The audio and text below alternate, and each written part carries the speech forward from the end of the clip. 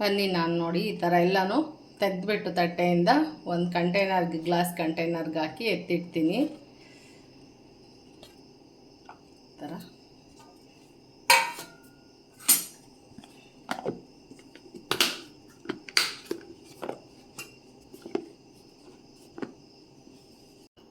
Hi everyone, welcome to Savita Nissu YouTube channel. ನಾನು ನಿಮ್ಮ ಸವಿತಾ. ನಾನು ಇವತ್ತಿನ ದಿವಸ ನನ್ನ ಹಳೆಯ ದಿನಗಳಿಗೆ ಹೋಗಿ ನಮ್ಮಮ್ಮ ನಮಗೆಲ್ಲ ಸ್ವೀಟ್ಸ್ ಎಲ್ಲ ಮಾಡಿಕೊಡೋದು. ಯಾವ ಥರ ಸ್ವೀಟಪ್ಪ ಅಂತ ಹೇಳಿದರೆ ಅದನ್ನು 7 ಕಪ್ ಬರ್ಫಿ ಅಂತ ಕರಿತಾ ಇದ್ವಿ ನಾವು ಎಲ್ಲನ. ಈಗಲೂ ಕೂಡ ಅದನ್ನು 7 ಕಪ್ ಬರ್ಫಿ ಅಂತಲೇ ಕರೀತಾರೆ. ಕೆಲವರು 7 ಕಪ್ಪು ಪೇಣಿ ಅಂತಲೂ ಕರೀತಾರೆ.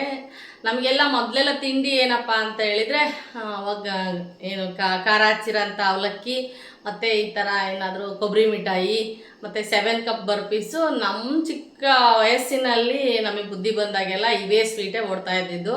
ನಮಗೆ ಯಾರೂ ದುಡ್ಡು ಕೊಡ್ತಾ ಇರಲಿಲ್ಲ ತಿನ್ನೋದಕ್ಕೆ. ಚಾಕ್ಲೇಟ್ ತಿನ್ನಿರಿ ಅದು ಇದು ಅಂತ ಹೇಳಿ ತಿಂಡಿಗಳು ತರೋರು ಬರೋರು ಏನಾದರೂ. ಮನೆಯಲ್ಲೆಲ್ಲ ಅಷ್ಟೇ ಮಧ್ಯಾಹ್ನ ಬಾಕ್ಸ್ಗಳಿಗೆಲ್ಲ ಇಡಬೇಕು ಮಾಡಬೇಕು ನಮ್ಮಮ್ಮ ಊಟದ ಜೊತೆಗೆ. ಅಂದರೆ ದುಡ್ಡು ಅಂಗಡಿಯಲ್ಲಿ ತಿನ್ನಕ್ಕೆ ಕೊಡ್ತಾ ಇರಲಿಲ್ಲ ನಮಗೆ. ಈ ಥರ ಎಲ್ಲ ಮಾಡಿಡೋದು ನಮ್ಮಮ್ಮ. ಶೇಂಗಾ ಮಿಠಾಯಿ, ಈ ಥರ ಬರ್ಫಿಗಳು ಎಲ್ಲನ. ಅದನ್ನು ನೆನೆಸ್ಕೊಂಡೆ.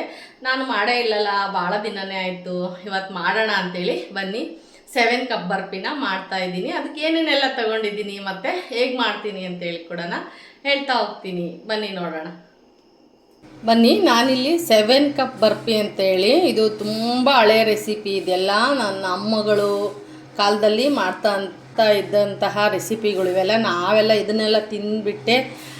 ಸ್ನ್ಯಾಕ್ಸ್ ಅಂದರೆ ಇವೆ 7 ಬರ್ಫಿ, ಅವಲಕ್ಕಿ, ಕರ್ದ ಅವಲಕ್ಕಿ, ಮಂಡಕ್ಕಿ ಒಗ್ಗರಣೆ ಇವೇ ತಿಂತಾಯಿದ್ದಿದ್ದು. ಇದು 7 ಕಪ್ ಬರ್ಫಿ ಅಂತ, 7 ಕಪ್ ಪೇಣಿ ಅಂತ ಕರೀತಾರೆ. ಅದೇ ಥರ ನಾನು ಇದನ್ನು ಒಂದು ಸರ್ತಿ ಮಾಡೋಣ, ನಾನು ಮಾಡೇ ಇರಲಿಲ್ಲ ಯೂಟ್ಯೂಬ್ ಮಾಡ್ದಾಗಿಂದನೂ. ಹಂಗಾಗಿ ಒಂದು ಸರಿ 7 ಕಪ್ ಬರ್ಫಿ ಟ್ರೈ ಮಾಡೋಣ ಅಂಥೇಳಿ ಇವತ್ತು ಮಾಡ್ತಾಯಿದ್ದೀನಿ. ಬನ್ನಿ, ಅದಕ್ಕೆ ಏನೆಲ್ಲ ಇಂಗ್ರೀಡಿಯೆಂಟ್ಸ್ ತೊಗೊಂಡಿದ್ದೀನಿ ಅಂಥೇಳಿ ನೋಡ್ತಾ ಹೋಗೋಣ.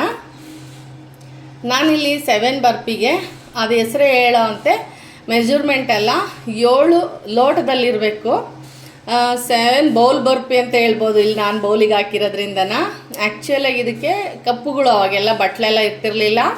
ನಮ್ಮಮ್ಮ ನನಗೆ ಹೇಳೋದು, ಇದೆಲ್ಲ 7 ಲೋಟಕ್ಕೆ ಎಲ್ಲನ ಇವನ್ನೆಲ್ಲ ಹೇಳಿದ್ನೆಲ್ಲನ ನಾನು ಕೊಡ್ತೀನಿ, ಲೋಟಕ್ಕೆ ತುಂಬು, ಕರೆಕ್ಟ್ ಅಳತೆ ಇರಬೇಕು ಅಂತ. ನಾನೆಲ್ಲ ತುಂಬಿ ಇಡ್ತಾಯಿದ್ದೆ. ಆ ಥರ ನಾನಿವತ್ತು 7 ಬೌಲಿಗೆ ಒಂದು ಮೆಜರ್ಮೆಂಟ್ ತಗೊಂಡು ನಾನು ಸೆಟ್ ಮಾಡಿದ್ದೀನಿ. ಇಲ್ಲಿ ನೋಡ್ತಾ ಇರ್ಬೋದು ನೀವು. ನಾನು 7 ಬರ್ಫಿಗೆ 1/4 ಬೌಲಷ್ಟು ಬೇಸನ್ ಅಂದರೆ ಕಡಲೆ ಹಿಟ್ಟನ್ನು ತಗೊಂಡಿದ್ದೀನಿ. ಹಾಗೆಯೇ 2 ಬೌಲು 1/4 ಬೌಲಷ್ಟು ಶುಗರನ್ನು ತಗೊಂಡಿದ್ದೀನಿ. ವೈಟ್ ಬೌಲ್ ಆಗಿರೋದ್ರಿಂದ ನಿಮಗೆ ಸಕ್ಕರೆ ನೀಟಾಗಿ ಗೊತ್ತಾಗ್ತಾ ಇಲ್ಲ ಅನಿಸುತ್ತೆ. ಇದು ಸಕ್ಕರೆ, 2 ಬೌಲ್ ಸಕ್ಕರೆ ತಗೊಂಡಿದ್ದೀನಿ. 1 ಬೌಲು ಕೊಬ್ಬರಿ ತುರಿ ತಗೊಂಡಿದ್ದೀನಿ.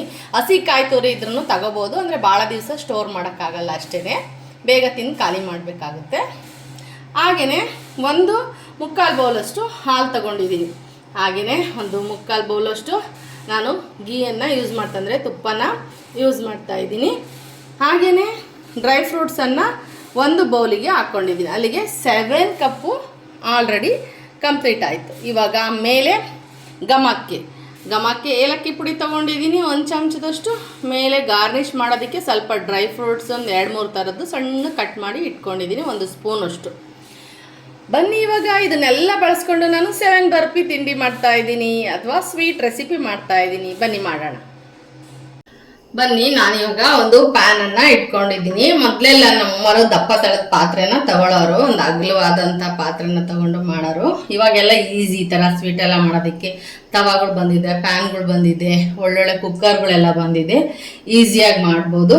ಬನ್ನಿ, ನಾನಿಲ್ಲಾಗಿ ಒಂದು ಪ್ಯಾನನ್ನು ಇಟ್ಟಿದ್ದೀನಿ.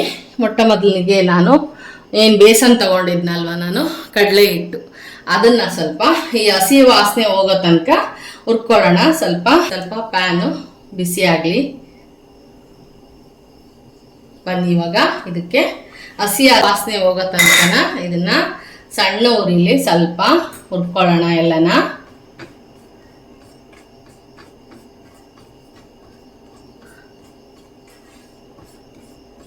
ಹಸಿ ವಾಸನೆ ಹೋದರೆ ಚೆನ್ನಾಗಿರುತ್ತೆ ಬರ್ಫಿ ಅಂತ. ಫಸ್ಟು ನಾವು ಕಡಲೆ ಹಿಟ್ಟನ್ನು ಬಿಸಿ ಮಾಡ್ಕೋಬೇಕು.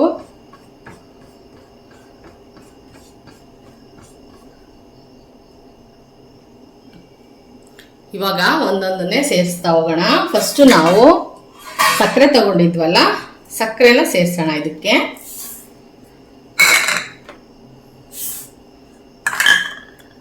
ಸ್ವಲ್ಪ ಮಿಕ್ಸ್ ಮಾಡೋಣ. ನೆಕ್ಸ್ಟು ಕಾಯಿ ತುರಿ ತೊಗೊಂಡಿದ್ವಿ, ಹಸಿ ಕಾಯಿ ಇದ್ರೂ ತೊಗೊಳ್ಳಿ. ನಾನಿಲ್ಲಿ ಒಣ ಕೊಬ್ಬರಿ ಪುಡಿನೇ ತೊಗೊಂಡಿದ್ದೀನಿ. ಇವಾಗ ಇದನ್ನು ಕೂಡ ಹಾಕ್ತಾ ಇದ್ದೀನಿ. ಜೊತೆಗೆ ಸ್ವಲ್ಪ ಹುರಿತಾ ಇರಲಿ. ಅಷ್ಟರೊಳಗೆ ಏನು ಬಾದಾಮು ಗೋಡಂಬಿ ತೊಗೊಂಡಿದ್ನಲ್ಲ, ಚಿಕ್ಕ ಹುರಿಗೆ ಇಟ್ಟಿದ್ದೀನಿ ನಾನು. ಇದನ್ನು ಒಂದ್ಸರಿ ಮಿಕ್ಸಿಯಲ್ಲಿ ಪುಡಿ ಮಾಡ್ಕೊಳ್ಳೋಣ.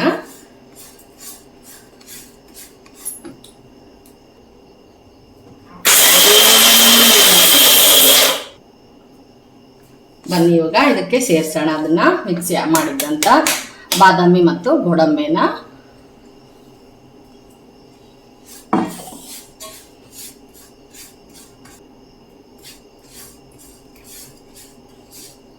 ಚೆನ್ನಾಗಿ ಮಿಕ್ಸ್ ಮಾಡ್ಕೊಳ್ಳೋಣ. ಅಷ್ಟನ್ನು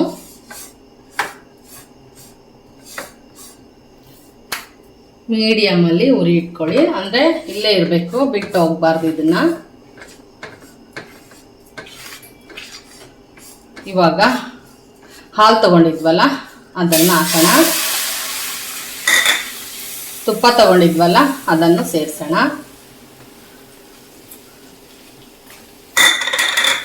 ಇವಾಗ ಬಿಡಬಾರ್ದು, ಇದನ್ನು ಚೆನ್ನಾಗಿ ಹುರಿಬೇಕು.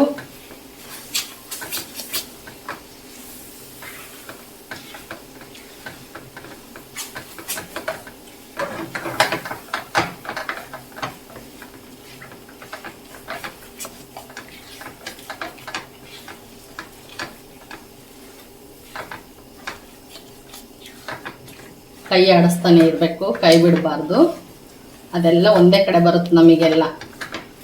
ಬೆಂದಾಗ ಮಧ್ಯಕ್ಕೆ ಬರುತ್ತೆ ಎಲ್ಲ ಚೆನ್ನಾಗಾಗಿದೆ ಅಂದಾಗ.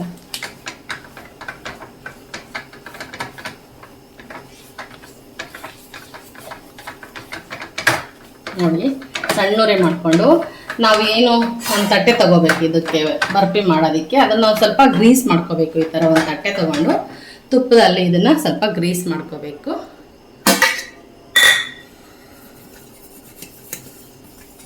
ನೋಡಿ ಈ ಥರ ಗ್ರೀಸ್ ಮಾಡಿ ಇಟ್ಕೊಳ್ಳೋಣ.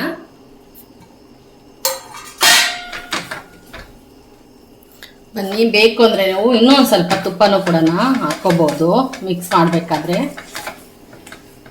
ಕೈಯಂತೂ ಬಿಡಬಾರ್ದು, ಸಣ್ಣ ಉರಿಲೇನೆ ಮಾಡ್ಕೋಬೇಕು ಇದನ್ನು.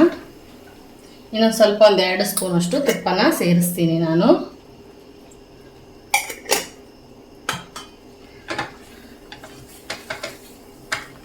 ಸಾಫ್ಟಾಗಿ ಚೆನ್ನಾಗಿ ಬರುತ್ತೆ ಅಂತ ನೋಡ್ತಾ ಇರ್ಬೋದು. ಅಲ್ಲೆಲ್ಲ ಪ್ಯಾಚಸ್ ಆಗ್ತಾ ಇದೆ ನೋಡಿ, ಬೇಯ್ತಾ ಇದೆ ಚೆನ್ನಾಗಿ.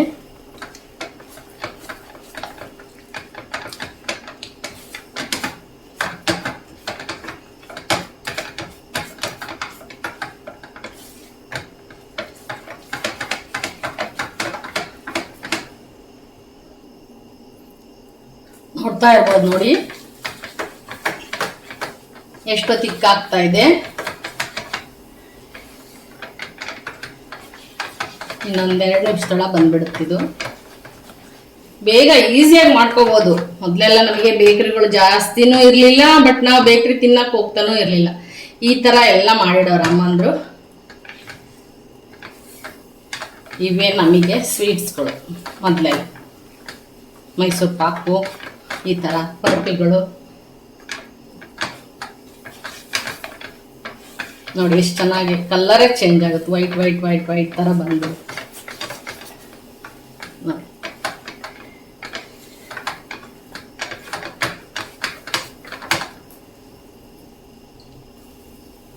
ಇವಾಗ ಬನ್ನಿ ಆಗ್ತಾ ಬಂತು ನೋಡ್ರಿ ಆಲ್ರೆಡಿ. ಇವಾಗ ಸೆಟ್ ಮಾಡೋಣ. ಒಂದು ಪ್ಲೇಟಿಗೆ ಹಾಕ್ಬಿಟ್ಟು ಇದನ್ನು ಏನು ಗ್ರೀಸ್ ಮಾಡ್ಕೊಂಡಿದ್ವಲ್ಲ ಆ ಪ್ಲೇಟಿಗೆ ಹಾಕೋಣ. ಸ್ಟವನ್ನು ಆಫ್ ಮಾಡೋಣ. ನೋಡಿ ಯಾವ ಥರ ಬಂದಿದೆ ಅಂತ ನೋಡಿ.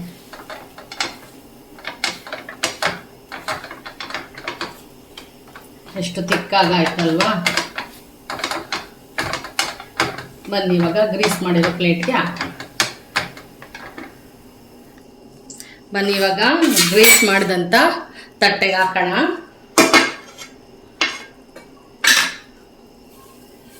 ನೋಡಿ ಯಾವ ಥರ ಬಿತ್ತು ಅಂತ.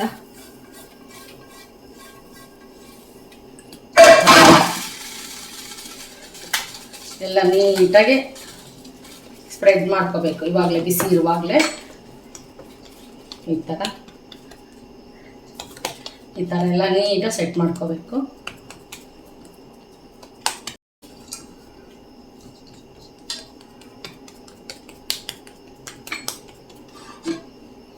ಈ ಥರ ಸೆಟ್ ಮಾಡೋಣ. ನೀಟಾಗಿ ಸಮವಾಗಿ ನೀಟಾಗಿ ಸೆಟ್ ಮಾಡ್ಕೊಂಡಿದ್ದನ್ನು ಇವಾಗ ಇದಕ್ಕೆ ನಾವು ಏಲಕ್ಕಿ ಪುಡಿ ತೊಗೊಂಡಿದ್ವಲ್ಲ ಅದರಲ್ಲೇ ಹಾಕ್ಬೋದು. ಹಾಕೋದಾದರೆ ನಾನಿಲ್ಲಿ ಮೇಲೆ ಹಾಕ್ತಾಯಿದ್ದೀನಿ. ನೋಡಿ ಡ್ರೈ ಫ್ರೂಟ್ಸ್ ಎಲ್ಲ ತೊಗೊಂಡಿದ್ನಲ್ಲ ಅದನ್ನೆಲ್ಲ ಇದಕ್ಕೆ ಸೆಟ್ ಮಾಡ್ತಾಯಿದ್ದೀನಿ. ಒಂದು 10-15 ನಿಮಿಷ ಬಿಟ್ಟು ಎಲ್ಲ ಕಟ್ ಮಾಡೋಣ. ನೋಡಿ ಯಾವ ಥರ ಬರ್ತಿದೆ ಅಂತ.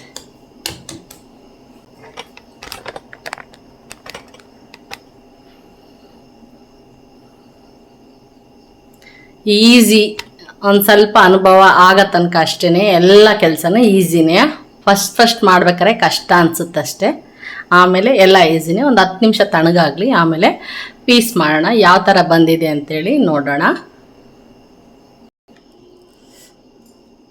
ಬನ್ನಿ ಇವಾಗ ಕಟ್ ಮಾಡೋಣ. ಸ್ವಲ್ಪ ಬಿಸಿ ಇರುವಾಗಲೇ ನಾವು ಶೇಪ್ಸನ್ನು ಕೊಟ್ಟು ಬಿಟ್ಕೊಂಡ್ರೆ ಆರಿದ್ಮೇಲೆ ಎತ್ಕೊಳ್ಳೋಕ್ಕೆ ಚೆನ್ನಾಗಾಗುತ್ತೆ.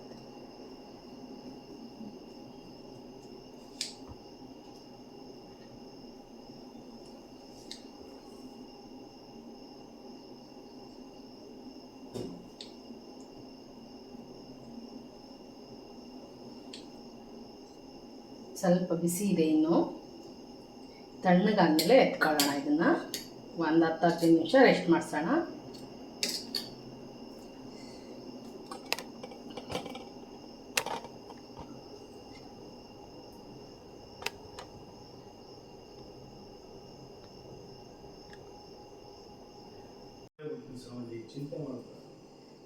ಬನ್ನಿ ಇವಾಗ ಎಲ್ಲ ಸ್ವೀಟ್ಸ್ ಎಲ್ಲ ರೆಡಿ ಆಯಿತು. ಟೇಸ್ಟ್ ಹೇಗೆ ಬಂದಿದೆ ಅಂತೇಳಿ ನಾನು ತಿಂದ್ಬಿಟ್ಟು ನಿಮಗೆ ಟೇಸ್ಟನ್ನು ಹೇಳ್ತೀನಿ. ನೋಡಿ ಯಾವ ಥರ ಆಗಿದೆ. ನಾನು ಬಿಸಿ ಇದ್ದಾಗಲೇ ಎಲ್ಲನ ಕಟ್ ಮಾಡಿಟ್ಟಿದ್ದೆ, ಎಲ್ಲ ಎತ್ತಿದ್ದೀನಿ. ನೋಡಿ ಎಷ್ಟು ಚೆನ್ನಾಗಿ ಬಂದಿದೆ ಅಂತ. ಇವಾಗ ಟೇಸ್ಟ್ ಮಾಡಿ ನಿಮಗೆ ಹೇಳ್ತೀನಿ ಯಾವ ಥರ ಇದೆ ಅಂತ. ನಾನು ಟೇಸ್ಟ್ ಮಾಡಿ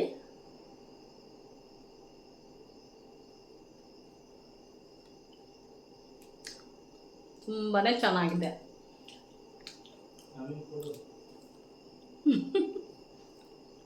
ನಮ್ಮನೆಯವ್ರು ನೀನು ಒಬ್ಬಳೇ ತಿನ್ನಬೇಡ, ಹಂಗೂ ಕೊಡು ಅಂತ ಹೇಳ್ತಿದ್ದಾರೆ. ನೋಡಿ ಅವ್ರಿಗೂ ಟೇಸ್ಟ್ ಮಾಡಿಸ್ತೀನಿ.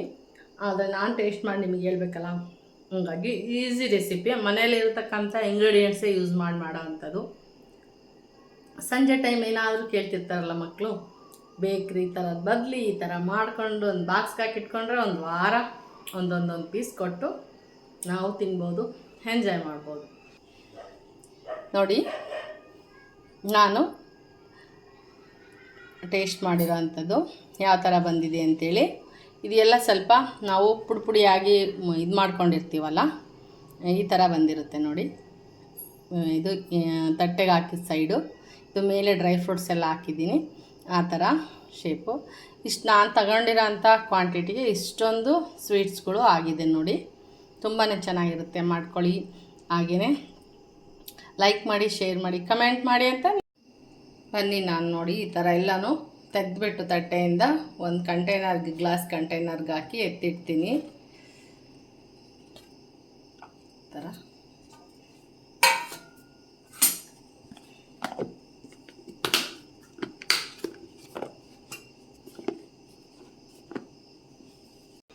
ಇಷ್ಟು ಹೇಳ್ತಾ ನನ್ನ ವಿಡಿಯೋನ ಮುಗಿಸ್ತಾ ಇದ್ದೀನಿ. ಬಾಯ್, ಮತ್ತೆ ಸಿಗೋಣ.